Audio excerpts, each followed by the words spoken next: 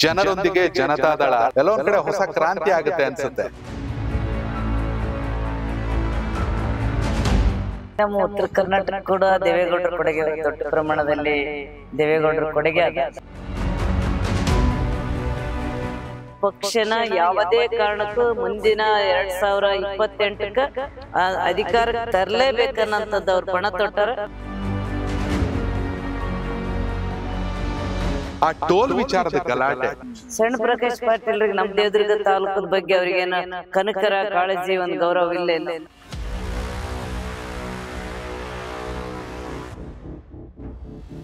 ಕಾಂಗ್ರೆಸ್ ಸರ್ಕಾರ ಇನ್ನೂ 3 ವರ್ಷ ಅದ.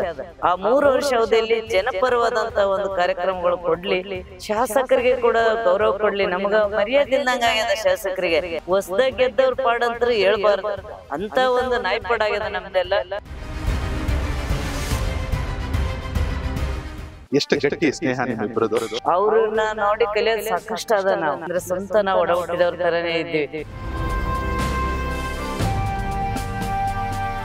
ಮೇಡಮ್ ದೇವ್ರಿ ಅವ್ರ ಫೋಟೋ ಇಡ್ತೀವಿ ನಾವ್ ಎಲ್ಲರ ಮನೆಯಲ್ಲಿ ಅಂತೇಳಿ ಹೇಳಿದಾಗ ಅದು ಕೂಡ ಬಹಳ ನನಗೆ ನಾನಿನ್ನ ಏನ್ ಕಲಿಬೇಕು, ಅವ್ರ ತರ ನಾನು ಕೂಡ ಜನರ ಮನಸ್ಸಿನಲ್ಲಿ ಉಳಿಬೇಕು ಅನ್ನೋಂಥದ್ದು ಒಂದು ಆಸೆ ಮಾಡ್ತೀನಿ ನಿಜವಾಗ್ಲು. ನಮಸ್ಕಾರ ವೀಕ್ಷಕರೇ, ಜನರೊಂದಿಗೆ ಜನತಾದಳ ಸದಸ್ಯತ್ವ ಅಭಿಯಾನ ಇಡೀ ರಾಜ್ಯದಲ್ಲಿ ಹ್ಯೂಜ್ ರೆಸ್ಪಾನ್ಸ್. JDSಗೆ ಎಲ್ಲೊಂದ್ ಕಡೆ ಹೊಸ ಕ್ರಾಂತಿ ಆಗುತ್ತೆ ಅನ್ಸುತ್ತೆ. ಚುನಾವಣೆಗೆ ಇನ್ನೂ 3 ವರ್ಷ ಇದೆ. ಆದ್ರೆ JDSನ ಶಸ್ತ್ರಾಭ್ಯಾಸ ನೋಡಿದ್ರೆ ಏನ್ ಬೇಕಾರಾಗ್ಬೋದು 2028ಕ್ಕೆ.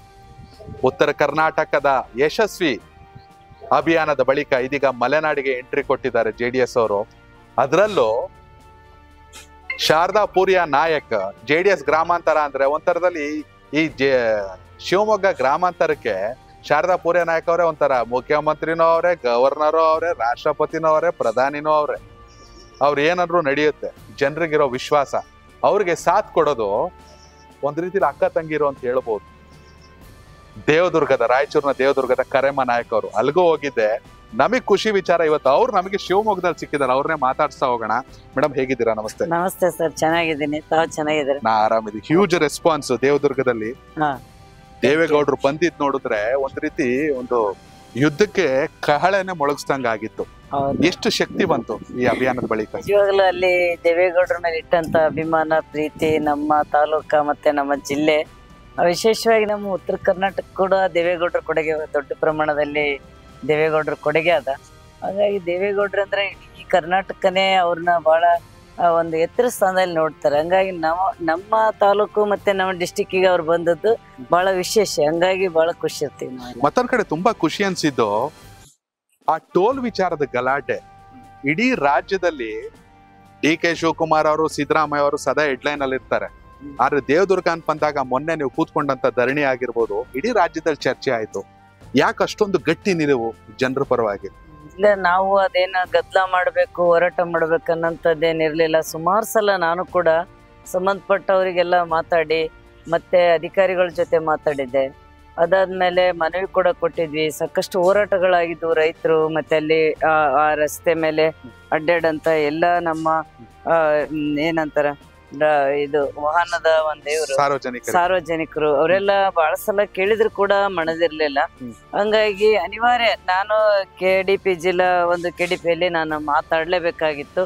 ಮಾತಾಡಿದಾಗ ಸರಿಯಾಗಿ ಸಮರ್ಪಕವಾಗಿ ಅವ್ರ ಕಡೆಯಿಂದ ಉತ್ತರ ಬರೆದಂತ ಸಂದರ್ಭದಲ್ಲಿ ಅನಿವಾರ್ಯ ನಾನು ಧರಣಿ ಕೊಡ್ಬೇಕಾಯ್ತು. ಕೂತ್ ಮೇಲೆ ಅವರು ಒಂದು ಆಶ್ವಾಸನೆ ಕೊಟ್ರು, ಇಲ್ಲ ನಾವು ಅದನ್ನ ತಕ್ಷಣ ಅದನ್ನ ಬಂದ್ ಮಾಡ್ತೀವಿ ಅಂತೇಳಿ. ಆದ್ರೂ ಕೂಡ ನಾವು ಪುನಃ ನಾನು ಮತ್ತೆ ನಮ್ಮ ತಾಲೂಕಿಗೆ ಹೋಗುವಾಗ ಅದೇ ರೀತಿ ಅದು ಮತ್ತೆ ಟೋಲು ಆನ್ ಇದ್ದದ್ ನೋಡಿದ್ರೆ ಅದು ಸಚಿವರ ಮಾತಿಗೆ ಬೆಲೆ ಇಲ್ಲೇನೋ. ಸಣ್ಣ ಪ್ರಕಾಶ್ ಪಾಟೀಲ್ರಿಗೆ ನಮ್ಮ ದೇವದುರ್ಗ ತಾಲೂಕದ ಬಗ್ಗೆ ಅವ್ರಿಗೇನು ಕನಕರ ಕಾಳಜಿ ಒಂದು ಗೌರವ ಇಲ್ಲೇನೋ ಅನ್ನೋಂಥದ್ದನ್ನ ಉದ್ದೇಶ ಇಟ್ಕೊಂಡು ನಾನು ಅಲ್ಲಿ ಹೋರಾಟಕ್ಕೆ ಹೋದೆ. ನಾನು ಸೂಕ್ಷ್ಮವಾಗಿ ಅಬ್ಸರ್ವ್ ಮಾಡ್ತಾ ಇದ್ದೆ. ಫಸ್ಟ್ KDP ಮೀಟಿಂಗ್ ಅಲ್ಲೇ ಪ್ರೊಟೆಸ್ಟಿಗೆ ಕೂತ್ಬಿಡ್ತೀರಾ, ಆ ನಂತರದಲ್ಲಿ ಟೋಲ್ ಇರೋ ಜಾಗಕ್ಕೆ ಹೋಗಿ ಪ್ರೊಟೆಸ್ಟಿಗೆ ಕೂತ್ಕೋತೀರಾ, ಅಂದರ್ಥ ಅಲ್ಲೇ ಕೂತ್ಕೊಂಡು ಪುಸ್ತಕ ಓದಕ್ ಶುರು ಮಾಡ್ತೀರಾ. ಇಷ್ಟೊಂದು ಡೆಡಿಕೇಶನ್, ಇಷ್ಟೊಂದು ಒಲವು ಜನರ ಪರವಾಗಿ. ಯಾಕಂದ್ರೆ ನಾನ್ ದೇವದುರ್ಗಕ್ಕೆ ಬಂದಾಗ್ಲೂ ಇದ್ದಂತ ಮೇನ್ ಕಂಪ್ಲೇಂಟ್ ಅಂದ್ರೆ ಆ ಟೋಲ್ ತೆಗಿಸ್ಬೇಕು ಅಂತ. ಈಗ ಅದು ಪರಿಹಾರ ಆಗುತ್ತೆ ಅನ್ಸುತ್ತಾ? ಸರ್, ಕಂಪ್ಲೇಂಟ್ ಅನ್ನೋದಕ್ಕಿಂತ ಟೋಲ್ ಅವಶ್ಯಕತೆನಿಲ್ಲ. ಅಲ್ಲಿ ಉದ್ದೇಶಪೂರ್ವಕವಾಗಿ ಟೋಲ್ ನಿರ್ಮಾಣ ಮಾಡಿರೋದು. ಹೋದ್ ಸರ್ಕಾರ ಇರೋಂತ ಸಂದರ್ಭದಲ್ಲಿ ಟೋಲ್ ಆಗ್ಯದ ಅದು.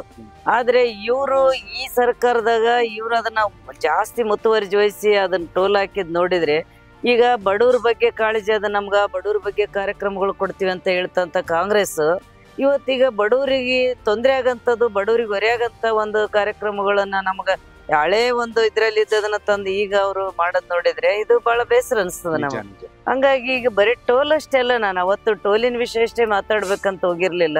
ಸುಮಾರು ನನ್ನ ತಾಲೂಕಿನ ಸಮಸ್ಯೆಗಳ ಬಗ್ಗೆ ಅಲ್ಲಿ ಸಚಿವರ ಗಮನಕ್ಕ ಮತ್ತೆ ಸದನ ಇದ್ರದ್ದು ಸಭೆ ಗಮನಕ್ಕೆ ತರ್ಬೇಕಂತೇಳಿ ಹೋಗಿದ್ದೆ. ನಮ್ಮಲ್ಲಿ ಪಂಚಾಯತಿದು ಸಾಕಷ್ಟು ಪಂಚಾಯತಿಯಲ್ಲಿ ಕೂಡ ನಮ್ಮಲ್ಲಿ ಪಿಡಿಒಗಳ ಸಮಸ್ಯೆ ಅದ. ಇದನ್ನೆಲ್ಲ ನಾವು ನೋಡಿದಾಗ ಅನುದಾನ ಕೊರತೆ ಅದ, ಅನುದಾನ ಬರ್ತಾ ಇಲ್ಲ, ಇದನ್ನೆಲ್ಲ ಮಾತಾಡ್ಬೇಕಂತ ನಾನು ಹೋಗಿದ್ದೆ. ಅದು ಕೂಡ ನಾನು ಚರ್ಚೆ ಮಾಡೀನಿ. ಓಕೆ, ಈಗ ನೇರವಾಗಿ ಶಿವಮೊಗ್ಗ ವಿಚಾರಕ್ಕೆ ಬರ್ತೀನಿ.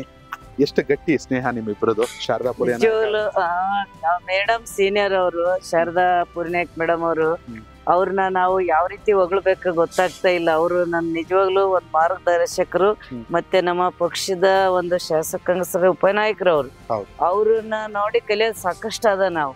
ಯಾಕಂದ್ರೆ ಅಂತ ಒಬ್ಬ ದೊಡ್ಡ ವ್ಯಕ್ತಿ ನಮ್ಮನ್ನ ಅಷ್ಟು ಸರಳವಾಗಿ ಪ್ರೀತಿಯಿಂದ, ನಾನು ಒಂದೇ ಮಾತು, ಮೇಡಮ್ ತಾವು ಬರ್ಬೇಕು ನಮ್ಮ ತಾಲೂಕಿಗೆ ಅಂತೇಳಿ ಕರೆದಿದ್ದೆ. ನಾನು ಒಂದ್ ಮಾತಿಗೆ ಅವರು ಒಪ್ಪಿಕೊಂಡು ಅಷ್ಟು ದೂರ ನೋಡ್ರಿ, ನಾನು ಅಲ್ಲಿಂದ ನಿನ್ನೆ ಬರಾಗ ಅರ್ಥ ಆಯ್ತು, ಏನ್ ಮೇಡಮ್ ಇಲ್ಲಿಂದ ಬಂದ್ರ ನಮ್ಮಲ್ಲಿ, ಅವ್ರು ಎಷ್ಟು ತೊಂದ್ರೆ ಐತೇನ ಅವ್ರಿಗೆಲ್ಲ ಅಂತೇಳಿ. ಆ ತರ ಪ್ರೀತಿ ಒಂದು ನಮ್ಮ ಸ್ನೇಹ ಅದ. ಯಾಕಂದ್ರೆ ಸ್ವಂತ ನಾವು ಒಡ ಹುಟ್ಟಿದವ್ರ ತರನೇ ಇದ್ದೀವಿ. ಯಾಕಂದ್ರೆ ಎಲ್ಲರೂ ಸೀನಿಯರ್ಸ್ ಎಲ್ಲ ಮಾತಾಡ್ತಿರ್ತಾರೆ ಸೆಷನ್ನಲ್ಲಿ, ಏನ್ರಿ ಕುಮಾರಸ್ವಾಮಿ ಅವ್ರು ನಿಮ್ ಇಬ್ಬರನ್ನು ಸೇಮ್ ನಿಮ್ ಎಲ್ಲಿ ಕರ್ಕೊಂಡ್ ಬಂದಾರ ಅಂತೇಳಿ ಅವ್ರ ಪ್ರೀತಿಯಿಂದ ಮಾತಾಡೋದ್ ನೋಡಿದ್ರೆ, ಮೇಡಮ್ದು ಸ್ವಭಾವ ನಿಜವಾಗ್ಲೂ ನಾವು ಸಾಕಷ್ಟು ಕಲಿಬೇಕಾಗ್ತದ. ಅವರು ಬಹಳಷ್ಟು ಚುನಾವಣೆ ಎದುರಿಸಿ ಯಶಸ್ವಿ ಆಗ್ಯಾರ. ಹಂಗಾಗಿ ಅವರು ನಮಗ ಮುಂದಿನ ದಿನಗಳಲ್ಲಿ ಕೂಡ ಪ್ರತಿ ಕ್ಷಣ ಕೂಡ ಅವ್ರು ನಮಗ ಒಂದು ಉದಾಹರಣೆ ಆಗ್ತಾರ, ಮಾರ್ಗದರ್ಶಕರ. ಹೌದು, ಅದೇನೋ ಒಂದು ರಥ ಯಶಸ್ವಿಯಾಗಿ ಚಲಿಸ್ಬೇಕಂದ್ರೆ 2 ಚಕ್ರಗಳು ಬೇಕು ಅಂತಾರಲ್ಲ, ಕರೆಕ್ಟ್ ಆಗಿ JDS ಗೆ ನಿಜವಾಗ್ಲೂ ಆ ರೀತಿಯ ಶಕ್ತಿ ನೀವಿಬ್ರು.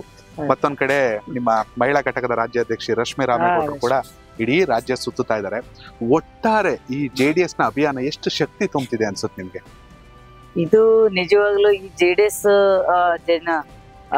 ಜನತಾದಳ, ಜನರೊಂದಿಗೆ ಜನತಾದಳ ಕಾರ್ಯಕ್ರಮ ಕಾನ್ಸೆಪ್ಟ್ ಅದು ಎಕಡಿಂದ ನಮ್ಮ ನಿಖಿಲ್ ಕುಮಾರಸ್ವಾಮಿ ಅವ್ರ ಗಮನಕ್ಕೆ ಬಂತು, ಅವ್ರು ತೀರ್ಮಾನ ತಗೊಂಡ್ರು ಅನ್ನೋದನ್ನ ಬಹಳ ನಾವೇ ಎಲ್ಲ ಇದು ಬಂದೇ ಇರ್ಲಿ. ಆದ್ರೆ ಯಾವಾಗ್ಲೂ ಜನರೊಂದಿಗೆ ಜನತಾದಳ ಅದ, ಆದ್ರೂ ಕೂಡ ಅದನ್ನ ಪೂರ್ತಿ ಜನರ ಮಟ್ಟಿಗೆ ತಗೊಂಡು ಹೋಗ್ಬೇಕು ಅನ್ನೋಂಥ ತೀರ್ಮಾನ, ಗಟ್ಟಿ ನಿರ್ಧಾರ ಏನು ನಿಖಿಲ್ ಕುಮಾರಸ್ವಾಮಿ ಅವ್ರು ಮಾಡಿದ್ರು, ಅದು ಬಹಳ ಎಲ್ಲ ಇಡೀ ರಾಜ್ಯದ ಯುವಕರ ಒಂದು ಮನಸ್ಸಿನಲ್ಲಿ ಸಂಚಲನ ಮೂಡಿಸಿ, ನಾವು JDS ಬರ್ಬೇಕು, ಯುವಕರಿಗೊಂದು ಅವಕಾಶ ಅದ, ಏನಾದ್ರೂ ಯುವಕರಿಗೆ ಏನಾದ್ರೂ ನಾವು ಧ್ವನಿ ಎತ್ತಕ್ಕ ನಾವು ಒಂದು ಅವಕಾಶಗಳು ಸಿಗ್ತದಂದ್ರೆ ಜಾತ್ಯತೀತ ಜನತಾದಳದಲ್ಲಿ ಅನ್ನೋಂಥ ಒಂದು ಮನವರಿಕೆ ಅಂತ ಈಗ ರಾಜ್ಯಾದ್ಯಂತ ಎಲ್ಲ ಯುವಕರಿಗೆ ಆಗ್ಯದ.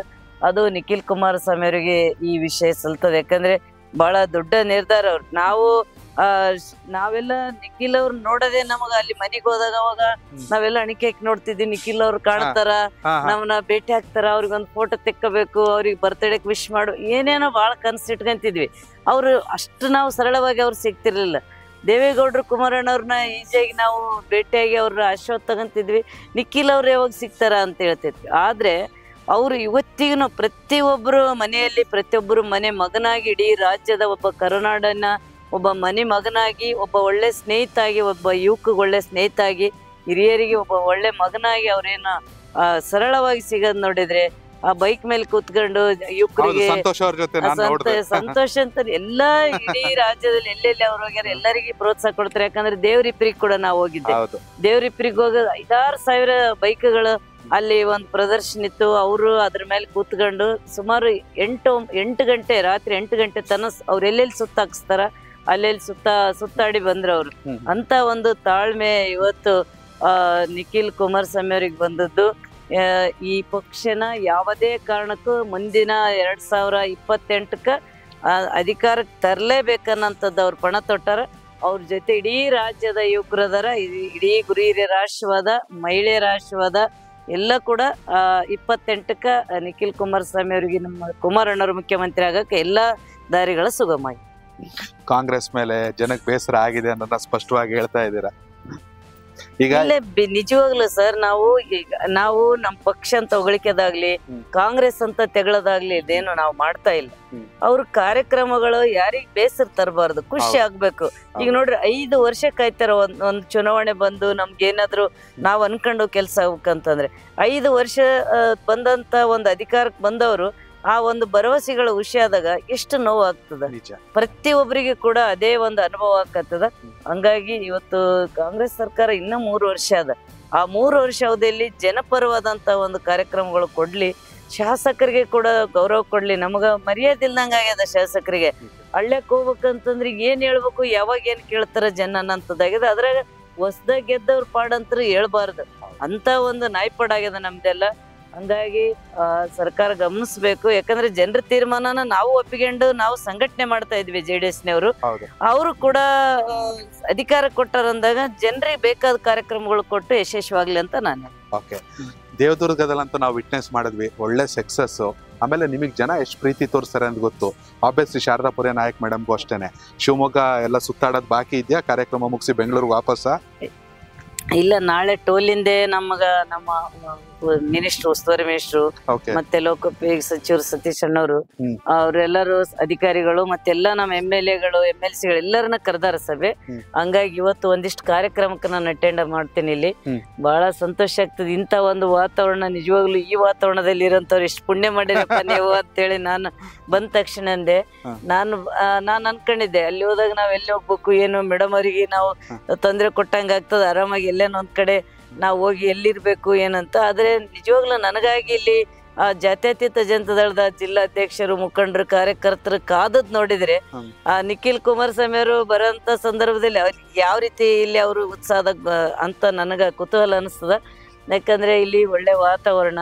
ಇವತ್ತು ಇಲ್ಲಿ ನೋಡ್ರಿ ಸನ್ಮಾನ್ಯ ಕುಮಾರಣ್ಣವರು ಕೂಡ ಭದ್ರಾವತಿಗೆ ಒಂದು ಪುನರ್ ಒಂದು ಕಾರ್ಖಾನೆನ ಮತ್ತೆ ಪುನರ್ ಒಂದು ಇದ್ ಮಾಡಿ ಚೇತನ ಕೈಗೆತ್ತಿಕೊಂಡದ್ದು, ಅವ್ರಿಗಿರ್ತಕ್ಕಂಥ ಕಳಕಳಿ.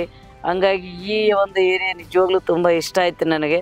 ಮತ್ತೆ ಮೇಡಮ್ ಅವ್ರ ಬಗ್ಗೆ ನಾನು ಬಂದ ತಕ್ಷಣನೇ ಏನಪ್ಪಾ ಮೇಡಮ್ ಆರಾಮದಾರೇನ ಅಂತ ಕೇಳಿದಾಗ ಇಲ್ಲೆಲ್ಲ ಕಾರ್ಯಕರ್ತರು ಏನ್ ಹೇಳಿದ್ರಂದ್ರೆ, ಮೇಡಮ್ ದೇವ್ರಿ ಅವ್ರ ಫೋಟೋ ಇಡ್ತೀವಿ ನಾವ್ ಎಲ್ಲರ ಮನೆಯಲ್ಲಿ ಅಂತೇಳಿ ಹೇಳಿದಾಗ ಅದು ಕೂಡ ಬಹಳ ನನಗೆ ನಾನಿನ್ನ ಏನ್ ಕಲಿಬೇಕು, ಅವ್ರ ತರ ನಾನು ಕೂಡ ಜನರ ಮನಸ್ಸಿನಲ್ಲಿ ಉಳಿಬೇಕು ಅನ್ನೋಂಥದ್ದು ಒಂದು ಆಸೆ ಮೂಡಿತ್ತು. ನಿಜವಾಗ್ಲು ಬಹಳ ಸಂತೋಷ ಇತ್ತು. ಆದ್ರೆ ಈಗ 2-3 ಕಡೆ ಕಾರ್ಯಕ್ರಮ ಅದಾವ ಅಂತೇಳಿ ಮಾಹಿತಿ ಅದ ನನಗೆ. ನಾನು ಕೂಡ ಭಾಗವಹಿಸಿ ಅವೇನು ಪಕ್ಷದ ಜೀವಾಳುಗಳಂದ್ರೆ ಕಾರ್ಯಕರ್ತರು, ಮುಖಂಡರು, ಅಂತ ಒಂದು ಮುಖಂಡರು ಕಾರ್ಯಕರ್ತರು ಇಲ್ಲಿ ನಮ್ಮ ಶಿವಮೊಗ್ಗ ಗ್ರಾಮೀಣ ಕ್ಷೇತ್ರದಲ್ಲಿ ಶಿವಮೊಗ್ಗದ ಕಡೆ ಎಲ್ಲ ಇದ್ದದ್ ನೋಡಿದ್ರೆ ಬಹಳ ಹೆಮ್ಮೆ ಅನಿಸ್ತದ ಅಂತ ನಾನು ಹೇಳಕ್ ಇಷ್ಟಪಡ್ತೀನಿ. ಬೆಳಗ್ಗೆ ತೊಂದರೆ ಕೊಟ್ಟಿದೀವಿ, ತುಂಬಾ ಥ್ಯಾಂಕ್ ಯು. ವೀಕ್ಷಕರೇ, ಕರೆಮ್ಮ ನಾಯಕ್ ಅವರು ಶಾರದಾಪುರ ನಾಯಕರನ್ನ ಹೊಗಳ್ತಾರೆ. ಕರೆಮ್ಮ ನಾಯಕ್ ಅವರು ಕೇವಲ ದೇವದುರ್ಗದ ನಾಯಕಿ ಅಲ್ಲ, ರಾಜ್ಯ ಮಟ್ಟದ ಅತಿ ದೊಡ್ಡ ನಾಯಕಿ. ಅದು ಎಲ್ಲರಿಗೂ ಗೊತ್ತಿರೋ ವಿಚಾರ. ಅವ್ರ ಪಕ್ಕದಲ್ಲಿ ನಿಂತ್ಕೊಂಡು ಅವ್ರನ್ನ ಹೊಗಳೋ ಅವಶ್ಯಕತೆ ಇಲ್ಲ. ಅದಕ್ಕೆ ಅವ್ರಿಗೆ ಅಂತ ಸ್ವಾಗತ ಮತ್ತೊಂದು ಸಿಕ್ಕಿದೆ. ನಿಜಕ್ಕೂ ಜನರೊಂದಿಗೆ ಜನತಾದಳ ಎಷ್ಟು ಪ್ಲಸ್ ಆಗುತ್ತೆ ಈ ಬಾರಿ JDS-ಗೆ. ನಿಖಿಲ್ ನಾಯಕತ್ವ ಎಷ್ಟು ಅನಿವಾರ್ಯ. ಯುವ ಘಟಕದ ರಾಜ್ಯಾಧ್ಯಕ್ಷ ಸಂಪೂರ್ಣವಾಗಿ ರಾಜ್ಯಾಧ್ಯಕ್ಷರಾಗಬೇಕಾ JDS-ಗೆ? ದಯವಿಟ್ಟು ಕಾಮೆಂಟ್. ಕನೆಕ್ಟ್ ಕರ್ನಾಟಕ, ಇದು ನಿಮ್ಮ ನೆಟ್ವರ್ಕ್.